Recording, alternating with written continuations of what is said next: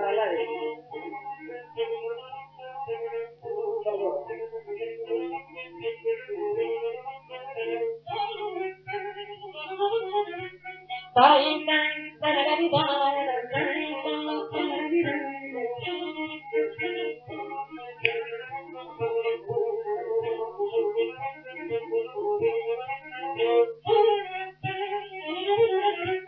Saray durmadan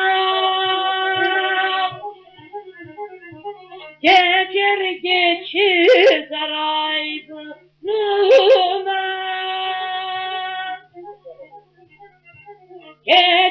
geçir sirmani yarken açarken ufak paraları mekidiye liraları o beyaz kerdana taksam olmaz mı?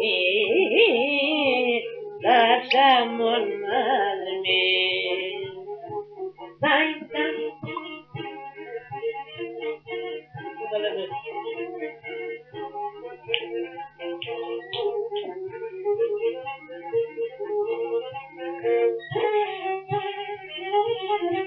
o yavrimi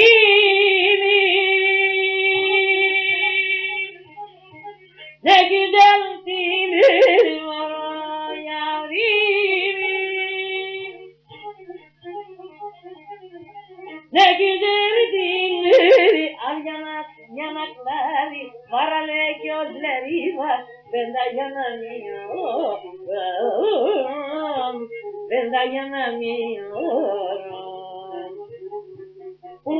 ufak paraları mekidiye liraları o beyaz kerdana taksam olmaz